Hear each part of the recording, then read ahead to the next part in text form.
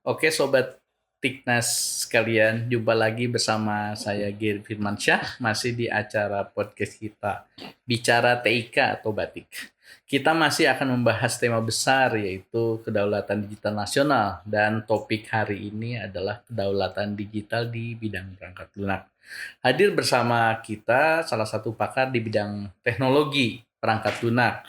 Beliau adalah Pak Ashari Abidin, selaku Wakil Ketua Umum Bidang Layanan Anggota Aspiluki, juga Wakil Ketua Bidang Aplikasi Nasional dan Platformatika Mastel. Selamat datang Pak Ashari, apa kabar? Terima kasih Mas Gary. Barangkali bisa menyapa. Selamat sore para pemirsa sekalian. Terima kasih atas kehadirannya untuk menyimak acara ini dan terima kasih untuk panitia yang sudah memfasilitasi. Oke, Terima kasih. makasih ya Pak Ashari ya. Jadi kita di satu organisasi terkait perangkat lunak. Pak Ashari barangkali bisa ceritakan kondisi perangkat lunak di Indonesia gitu ya, seperti apa tuh? Baik Mas Gary, sebelumnya saya coba perkenalkan juga mengenai Aspiluki dan Iya. Mastel. Aspiluki adalah asosiasi pengusaha piranti lunak, kurang lebih anggotanya ada 230. 230 230, perusahaan. tapi setiap tahun mungkin agak naik turun ya kan, sesuai tema piranti lunak saat ini gitu. Kemudian kalau Mastel adalah asosiasi yang di bawahnya ada asosiasi lagi di bidang telematika, ada kurang lebih 37 asosiasi, jadi kita juga salah satu dari anggota Mastel. Tujuan dari kami adalah tentunya adalah untuk menciptakan ekosistem piranti lunak yang berdaulat di Indonesia, yang bisa digunakan secara maksimal oleh para penggunanya dan memberikan manfaat sebesar-besarnya. Kalau dari tadi konsep kedaulatan digital sendiri menurut Pak Ashari gimana tuh? Jadi Konsepnya kayak gimana sih gitu? Baik. Berdaulat tuh apa gitu? Ya, berdaulat memang definisinya bisa banyak gitu ya. Banyak Tapi ya. kurang lebih ini yang kita lakukan sehari-hari ya. Bahwa berdaulat ini tentunya adalah pertama dari sisi manfaat, ya kan? Harus manfaat bahwa berdaulat pada saat memberikan manfaat maksimal pada para penggunanya. Pada saat tidak memberikan manfaat yang maksimal, tentunya keberlangsungannya juga menjadi tanda tanya kan. Nah, itu adalah kita bicara market tentunya. Market yang puas tentunya akan terus menggunakan produk kita. Nah, tapi yang kedua ada juga berdaulat yang tidak bisa begitu saja dilepas ke market. Ya kan? Pada saat ini yang diperlukan adalah keberpihakan dari pemerintah. Nah, jadi dua pendekatan ini kelihatannya yang harus diperhatikan gitu ya. Tapi ujungnya memang adalah bahwa perhatian dari pemerintah terhadap konsep berdaulat ini akan menentukan keberlanjutan dari industri software itu sendiri. Nah, jadi untuk yang dalam perhatian khusus pemerintah tentunya kita perlu perhatikan beberapa aspek software yang memang kalau secara market tidak seksi, ya kan? Tapi secara sovereignty itu ada di priority sebenarnya gitu kan. Jadi ada beberapa negara yang memberikan subsidi secara khusus kepada pengembang software untuk area tertentu, diberikan subsidi X kali lipat daripada kalau inovasi di bidang software umum lainnya. Gitu. Nah, ini sebenarnya adalah yang diperlukan adalah subsidi regulasi. Yang regulasi pun juga udah dianggap subsidi gitu ya? Betul. Nah, ini yang seringkali dianggap kita seringkali ada salah penerimaan di pelaku gitu terhadap konsep subsidi ini, dan mungkin juga implementasi yang perlu kita benchmark dari negara lain. Contoh adalah bahwa misalnya untuk area-area yang tidak seksi, yang tidak langsung berkenaan dengan end user, maka itu perlu campur tangan pemerintah. Nah, contoh misalnya area-area yang dalam kategori operating system, ya kan? Atau misalnya middleware. Kalau kita tanya apakah langsung bermanfaat dari sisi user, end user, terutama yang retail, mereka nggak ngelihat itu kan. Karena selalu di bawah level tengah ataupun bawah. Nah, yang seperti ini tidak bisa mengharapkan market serta-merta langsung beralih ke pemain lokal, karena pemain internasional sudah begitu banyak gitu kan. Jadi mungkin yang seperti ini yang perlu disubsidi secara khusus.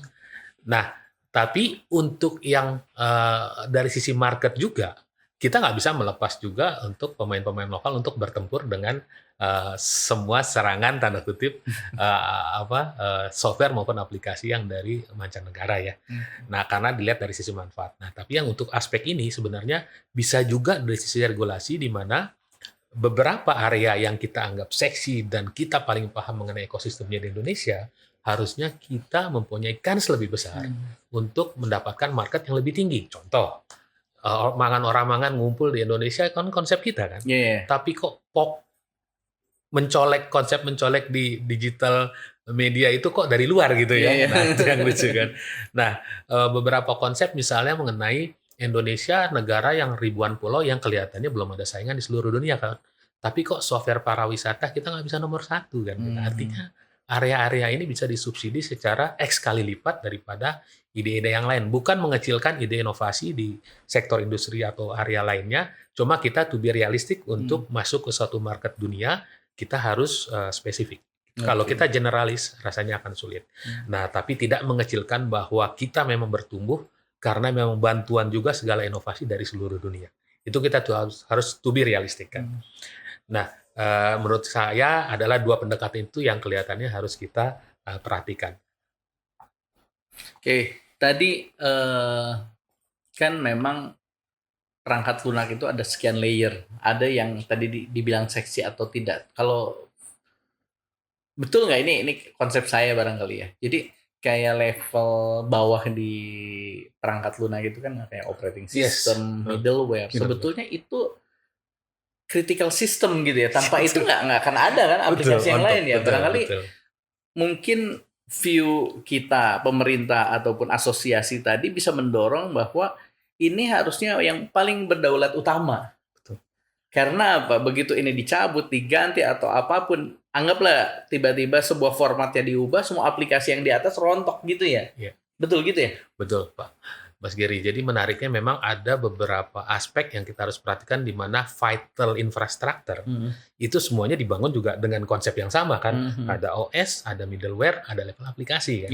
Kalau misalnya nih kita, ya janganlah terjadi misalnya kita lagi konflik dengan suatu negara, tahu-tahu mungkin ada OS-nya yang kita nggak tahu berubah gitu ya.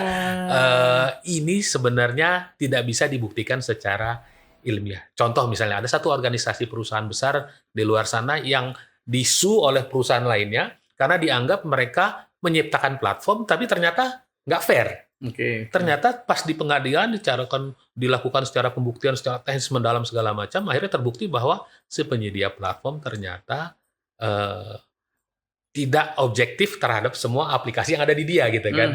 Nah ini nggak bisa kita dapat persis gimana ceritanya unless ada pembuktian yang benar-benar mendalam dan terbuka. Tapi ya kita nggak pusing ke arah sana. Cuma mungkin ada baiknya kita buatkan alternatif di mana kalau emang terbukti ada kejadian itu, which is persaingan antar negara itu adalah realita saat ini kan ya. Kita lihat sendiri gonjang-ganjing di beberapa negara itu sangat intensif saat ini dan sekarang terjadi persaingan di level teknologi terutama pendukung software tadi. Nah, saya pikir mungkin kita pikir ada baiknya memang aplikasi level-level yang di bawah tadi mungkin perlu segera diberikan perhatian khusus supaya untuk jaga-jaga gitu ya. Kalau kita lihat memang secara bisnis saat ini kita belum bisa untuk seperti negara tertentu ya. Di sini ada kekuatan kubu tersendiri, akhirnya mereka blok ke sana, mereka punya sendiri semua, di blok pun mereka masih bisa hidup. Tapi kalau di Indonesia kelihatannya to be realistic, kita belum melakukan itu kan. Jalan tengahnya adalah tadi, sisi manfaat diperkuat, kita jangan bertarung di Laut Merah juga. Nah juga nih yang menarik kan, bahwa inovasi sebenarnya begitu banyak terjadi di kampus. Tapi banyak juga yang gugur sebelum muncul di permukaan. Ya kan, even 1%, 2% belum muncul udah hilang lagi gitu. Nah ini mungkin yang kita perlu tangkap karena mungkin mereka melakukan common mistake yang berulang. Nah contohnya adalah tadi misalnya bikin suatu software pada saat di kampus karena proyek pertamanya adalah itu, akhirnya udah tahu 2 tahun berjalan, ya udah kita terusin yuk. Pas mereka benar-benar memahami seluruh konsep bisnis segala macam, mereka baru tahu bahwa lautnya merah. Tapi, kita udah 2 tahun bangun ya, udah banyak kita korbankan ya, kita harus teruskan, kita harus berjuang, kita harus optimis. Menurut saya ini adalah satu kesalahan yang perlu kita beresin bersama gitu kan. Nah ini perlu bantuan semua pihak. Karena semangat anak muda di early stage di kampus harus ditangkap dengan market yang siap mencaplok gitu kan.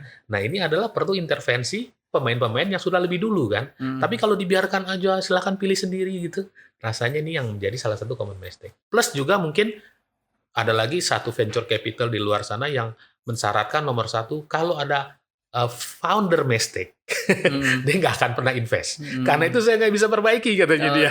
Contohnya adalah tiga-tiganya adalah hacker. Tiga-tiganya adalah hustler, tiga-tiganya adalah hipster. Hacker itu adalah semuanya programmer, hustler itu semuanya pebisnis, hipster itu semuanya desainer kan. Wah, kalau satu perusahaan isinya sama semua, berantemnya sama, hobinya sama, makannya sama gitu kan. Pas ada masalah di luar mereka bubar, ya kan. Nah, tipikal perusahaan kayak gini kelihatannya masih sangat banyak gitu. Dan common mistake di early stage ini perlu campur tangan kita untuk kita benahi, sehingga mempermudah ngeberesin masalah kemudian. Tapi kalau ini ada, kayak yang tadi kan, akhirnya ternyata lautnya merah, segala macam, itu untuk mundur ke belakangnya agak susah.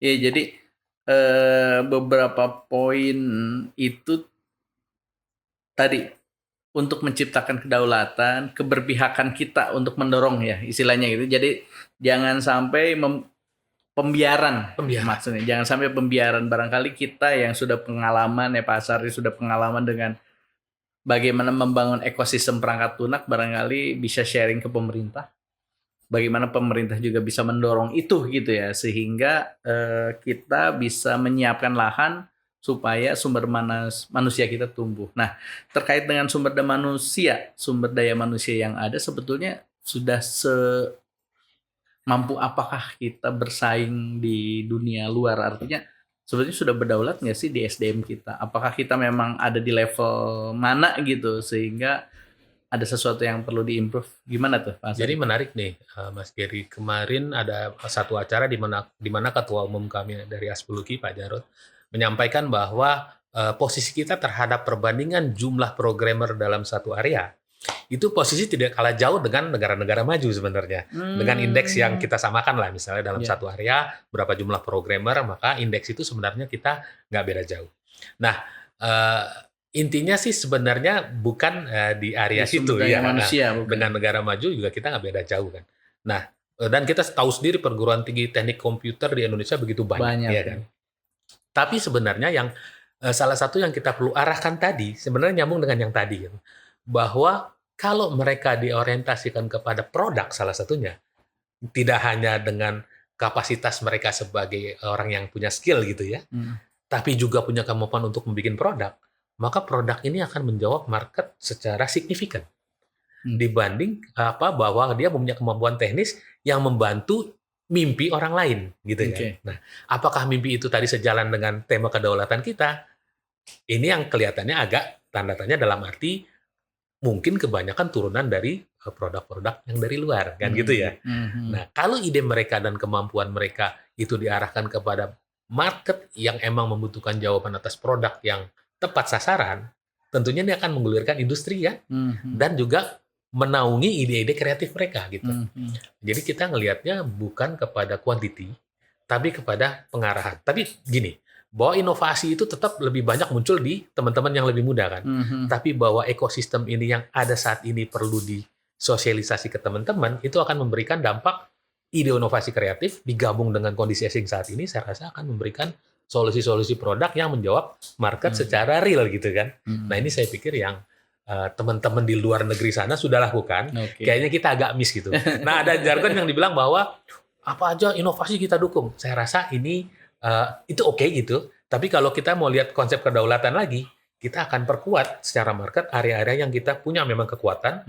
Artinya ada satu aplikasi yang online transportasi, ternyata duplikasi secara teknologi maupun budayanya di negara lain dari kita. Itu kan karena emang cita rasanya adalah lokal bener kan. Tapi kalau kita duplikasi budaya luar, kemudian kita bikin di sini, rasanya kalau mereka ngembangkan, mereka akan yang jadi kiblat kan gitu kan. Nah, di Indonesia masih banyak lagi. Saya kasih contoh bahwa ada satu proses kredit mikro, ya kan, yang kita mencontoh dari negara lain yang sukses, ada hadiah Nobel di sana. Ternyata di Indonesia cocok karena budayanya sangat pas gitu, di mana-mana ibu-ibu kumpul kemudian membuat ada aplikasi yang memfasilitasi kredit segelondongan, Mikro itu, segerombolan ibu-ibu pada saat ada yang macet saling mendukung gitu kan. Kita bisa bayangin kan kalau di Indonesia kan mendingan saya nggak makan kasar daripada jadi omongan tetangga, ya kan? Nah itu tertuang di aplikasi kan. Nah maksud kami adalah ada beberapa bisnis proses yang menjadi cita rasa Indonesia yang harus difasilitasi oleh anak muda yang punya kreativitas, ya kan? Jangan ambil ide inovasi dari sisi culture dari luar, karena kekuatannya akan kalah kan gitu ya. Bukan pilih-pilih bukan. Tapi kalau ditanya mengenai ojek pangkalan, kayaknya di luar negeri nggak ada. Saya udah cek. Saya tanya, ada ini nggak yang versi motornya online transportation? Oh nggak ada Pak, kita di sini. Oh saya pikir ada, gitu kan? Ternyata nggak ada di sana, gitu Pak. Oke, jadi kita bersyukur masalah banyak, gitu ya. Kenapa? Karena setiap masalah itu menumbuhkan inovasi untuk menyelesaikan, barangkali gitu ya. Dan local wisdom itulah yang bisa menyelesaikan. Tadi barangkali kita tahu di sebuah daerah terkenal kreditnya, sehingga membuat sistem kredit mikro itu malah lebih lebih bisa beradaptasi karena memang ada local wisdomnya daripada kita mengadopsi model finansial dari luar gitu kan, ya gitu ya istilahnya. Nah, jadi disitulah bagaimana keberpihakan pemerintah tidak hanya mendukung, mensubsidi sistem pendidikan, tapi menggelitik inovasi barangkali gitu ya. Mas Geri, saya akui bahwa program pemerintah salah satunya dari Mas Menteri yang masuk industri dimasuki secara early stage oleh mahasiswa. Ada program 3+1 or something gitu ya. MBKM Merdeka ya. Belajar Kampus 3 tahun di kampus, 1 tahun di industri kan. Saya pikir itu bagus sekali. Itu artinya, bagus ya. Bagus sekali dan itu kita ambil lesson dari negara lain dan itu harus diperbanyak karena menurut kami merasakan sendiri pada saat mahasiswa mereka masuk, kita bisa titip beberapa hal agar pada saat rekrutmen nanti tepat sasaran kan. Oke, betul. Tapi di sisi lain juga balik lagi tadi bahwa mahasiswa sebelum lulus itu tidak terlalu punya beban yang dibanding kalau dia setelah lulus kan. Jadi misalnya nih, dia ada ide inovasi gitu kan.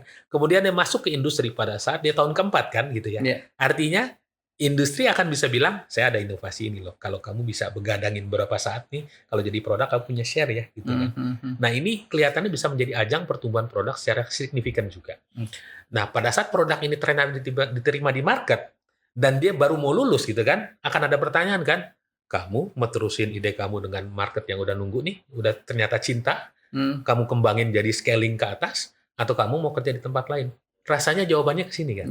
Betul. Nah ini yang kelihatannya the next level of MBKM menurut kami ya. Kalau tadi adalah penyerapan agar pada saat lulus skillnya cocok, ya kan? Tapi ini ada the next levelnya adalah pada sebelum lulus mereka udah punya produk yang siap jual market bertanya-tanya keterusannya gimana. Jadi mereka nggak mikir mau kerja kan gitu. Kita bisa bayangkan bahwa nanti ada inovasi gratis produk yang bertumbuh secara signifikan di Indonesia tanpa ajang riset khusus, ya kan? Karena sebelum lulus mereka udah ngejar market itu dan bedanya adalah orang setelah lulus dan sebelum lulus adalah begitu lulus pertanyaannya agak beda kan. Kapan nikah? Kapan? Dan lain-lain. Artinya inovasi agak buntu gitu kan. Tapi di tahun terakhir sebelum lulus itu inovasi benar-benar luar biasa. Ada beberapa negara yang inovasi itu ditutup di level tingkat 1. Ada yang bilang bahwa inovasi produk akhir harus dibikin konsep di tingkat 1, tapi harus dibikin bersama tiga orang, satu kelompok. Tapi harus beda jurusan. Nah ini yang ide-ide yang rasanya kita bisa exercise di Indonesia, tapi mungkin birokrasi dan segala macam masih belum pas atau gimana. Nah ini mungkin kita perlu bicarakan. Karena kalau ada satu produk dengan 3 kepala yang tadi ya, hipster, hacker, dan hustler, 3 jurusan berbeda gitu, pada saat ngomong, paling nggak mereka menyepakati sesuatu, paling nggak mendekati market kan. Tapi kalau tadi jurusannya sama, kalau tadi hobinya sama, market kayaknya agak jauh tuh gitu. Itu ngerumpi aja ya. Main game aja tuh. Iya, saya sangat setuju. Jadi program MBKM itu barangkali kita perlu enhance ya, gitu. Kita perlu enhance sehingga siswa yang ikut MBKM itu produk oriented, punya produk oriented, iya kan? Nggak hanya skill. Iya. Jadi kalau produk oriented skill otomatis. Oke, gitu ya. Karena dia main market kan. Kalau ke market dengan me too nggak akan diterima, ya kan? Kalau ada investor dari luar, salah satunya bilang saya akan invest ke suatu perusahaan yang melakukan inovasi 10 kali lebih baik dari existing atau produk baru sama sekali. Dua itu dibilang. Dan terbukti venture capital ini menjadi raja di sana, ya kan? Dan kita bisa duplikat itu. Pastinya ada data-data yang kita bisa tiru lah. Satu lagi mungkin daripada kelewat nih saya izin. Jadi tadi emang subsidi regulasi ini sangat signifikan menurut kami. Jadi dengan pembicaraan kita, itu beberapa bisa kita bereskan dengan subsidi regulasi yang tanda kutip gratis ya. Semua regulasi ada biaya kan. Tapi implementasinya kan gratis. Kayak gini kan. Bahwa kita titipkan yuk konsep produk di MBKM. Yuk. Kita titipkan yuk bahwa satu produk di kampus tuh harus 3 kepala dari 3 jurusan gitu kan. Kita titipkan yuk bahwa mitu-mitu ini kita beresin. Ya kan? Sayang kan? Maksudnya ya kita mau debat lah. Bukannya bahwa yang duluan lebih tahu. Bukan. Bahwa kalau kamu ada konsep lebih bagus boleh. Tapi kita punya data bahwa ini mitu-mitu ini bertebaran dan sampai sekarang nggak ada yang beresin secara signifikan. Oke. Jadi beberapa experience itu kita titipkan pemerintah dan pemerintah mengeluarkan regulasi. Jadi subsidi itu bukan harus selalu finansial yang belum apa-apa. Aduh, berarti berapa gitu ya? Bukan itu. Tapi keberpihakan dalam bentuk regulasi, di mana bukan keberpihakan apa ya? Mempertajam outcome yang diharapkan, barangkali gitu ya. Sebenarnya pemerintah ini berperan sangat signifikan di subsidi tahap awal. Jadi subsidi itu adalah provokasi sebenarnya, Pak. Ya kan? Jangan bawa subsidi ini terus-terusan disubsidi kan gitu kan. Tapi subsidi misalnya nih, area market, Anda perlu mewujudkan suatu operating system atau middleware yang teman-teman tadi sempat sebutkan anggota juga. Tapi kan nggak muncul ke permukaan kan. Tapi pada saat mereka dapat achievement di market, penerimaan secara baik gitu kan, lewat misalnya lelang pemerintah, misalnya kan gitu, yang harus menggunakan produk-produk tertentu lokal itu, yang terbukti bisa memberikan service level agreement yang tidak kalah gitu kan. Nah, kalau dia masuk sendiri ini agak berat sekali, ya kan. Nah, rasanya subsidi regulasi itu bisa macam-macam bentuknya dan tidak harus mahal. Dan saya pikir creativity kita bisa terapkan di sana gitu. Kalau model hackathon itu mungkin nggak? Sangat ya. Ya, jadi pemerintah mengeluarkan konsep hackathon di mana berkolaborasi untuk penyelesaian permasalahan tadi, kalau berhasil di-accept gitu nggak? Betul. Nah, tapi memang balik lagi bahwa semua dorongan dari pemerintah ini itu hanya provokasi, subsidi provokasi, ya kan? Di depan aja gitu. Kalau mau terus-terusan rasanya boleh gitu, tapi nggak bisa semuanya rasanya kan. Nah, artinya gini, kita cari misalnya bahwa produk ini mensasar market yang tepat, ya kan? Kemudian pemerintah membridging itu supaya awareness market terjadi kan gitu kan. Artinya teman-teman tetap harus provide quality produk yang setara dengan yang tadi saya bilang bahwa venture capital nggak akan invest dia unless 10 kali lebih lipat gitu kan. Nah, kita nggak bisa bermain dengan mitu-mitu tadi. Dan kita perlu fokus di area tertentu ini. Nah, terus terang emang risetnya akan panjang. Nah, ini yang kasihan kalau industri melakukan sendiri kan. Akhirnya kalau dia nggak ngerasa, saya risetnya panjang, ada riset yang pendek, ya udah saya riset yang pendek aja deh. Karena saya tiap tahun didorong sama target sama pemegang saham gitu kan. Iya, betul. Tapi kalau ternyata ada subsidi pemerintah untuk sini, kita tahu bahwa dia learning curve-nya agak lama, tapi begitu dia naik scaling-nya dia nggak tertahan lagi, ya kita perlu dorong nih itu untuk beberapa tahun awal. Misalnya keringanan pajak atau apapun. Oke, jadi dari pertemuan ini ada benang merah nih. Sebetulnya keberpihakan ataupun subsidi itu tidak harus selalu uang. Gitu kan? Istilahnya nggak harus cash, jadi memberatkan APBN, tetapi bagaimana pemerintah menciptakan ekosistem lah ya, anggap ya, regulasi tadi itu artinya ekosistem kan. TKDN kita akui lah. Iya, betul. TKDN adalah, saya hormat lah. Maksudnya ini adalah cikal bakal subsidi regulasi yang memberikan perubahan di foundation untuk perubahan ekosistem, salah satunya software. Jadi TKDN 2011 yang tadinya cost basis 2011 nomor 16 berubah menjadi ditambah dengan HKT tahun 2017 nomor 29 bahwa semua produsen handphone atau komputer dan tablet harus disertai dengan 2 aplikasi lokal, ya kan? Ini dipaksa, ya kan? Akhirnya kita merasakan sendiri, kemarin ada teman-teman dari asosiasi hardware menanyakan, Pak, ada software yang bisa kita masukkan nggak? Oh boleh, tapi kelihatannya mereka butuh ini dibantu, ya terjadi bisnis kan? Jadi ada industri itu tumbuh, terus ada bisnis model baru, ya kan? Nah ini kalau ditanya pemerintah ada subsidi ini nggak secara finansial secara langsung? Nggak ada. Karena nanti bahwa produsen smartphone itu bisa menjadi investor atas produsen software kan? Saya juga kaget kan? Terus begitu teman ada yang menanyakan, awalnya saya agak pesimis, waktu saya cek, oh ternyata teman-teman produsen hardware, mereka bikin riset sendiri untuk software kan. Oke. Tapi setelah 3 tahun, 4 tahun, wah kayaknya kita nggak kuat nih Pak, itu bukan bidang kita katanya. Saya bilang, oh emang ternyata pemikiran saya masih tetap benar. Gitu. Ternyata emang kalau bukan bidang dia, gitu, ekosistemnya tetap harus menggandeng yang lain. Dan kita pikir, kita juga perlu mendorong agar teman-teman fokus di areanya kan gitu kan. Kalau kita mau jadi semua konglomerasi, nggak salah. Cuma maksudnya rasanya sayang gitu pada saat sinergi bisa memberikan pertumbuhan yang lebih scaling signifikan. Oke. Ya, luar biasa ya. Tanpa terasa waktu juga gitu ya. Ini pembicaraan sebenarnya masih panjang, tapi nanti kita akan siapkan untuk sesi-sesi lainnya gitu. Karena tadi saya diskusi sebelum acara ini, banyak sekali yang bisa kita angkat gitu ya. Produk lokal yang memang sebetulnya sudah sekelas global, tapi masih belum dilirik oleh ekosistem. Nah, barangkali nanti kita akan siapkan sesi lainnya, tips-tips apa yang bisa kita lakukan supaya produk lokal yang memang sudah global bisa diaksep oleh ekosistem. Nah, sebelum saya tutup, barangkali Pak Ashari silahkan closing statement-nya supaya para pendengar juga mendapatkan insight. Silakan. Terima kasih Mas Gary. Tanpa bermaksud mempromosi, Yeah. cuma memang kita ngelihat bahwa industri ini tidak akan tumbuh pada saat ekosistemnya ada yang terputus, ya kan. Jadi kita sepakat di Aspiluki dan di Mastel bahwa kita kembangkan yang namanya aplikadia.biz.id. Aplikadia.biz.id supaya teman-teman pengembang maupun di early stage maupun yang udah mature masukin produknya ke sana. Mendaftarkan produknya ke sana karena di sana ada berbagai fasilitas yang mendukung industri software. Mulai dari lomba, otomatis nanti bisa didaftarkan. Ada lagi simulasi TKDN, kita masukkan juga di sana. Ada lagi mengenai tenaga kerja. Nanti ada yang butuh tenaga kerja segala macam. Nah ini mungkin versi berikutnya. Tapi yang tadi TKDN dan yang lomba segala macam, penjurian pun otomatis nanti bisa diambil dari sana. Jadi produk yang ada kita tes ke produk lomba ini, penjurian juri juga bisa masuk ke sana secara otomatis, langsung menjurikan event-event tertentu. Jadi kita benar-benar merancang ekosistem. Nah, yang terakhir ini memang aplikasi mempunyai dan software mempunyai kelebihan yang kelihatannya agak nggak dipunyai sama bidang lain.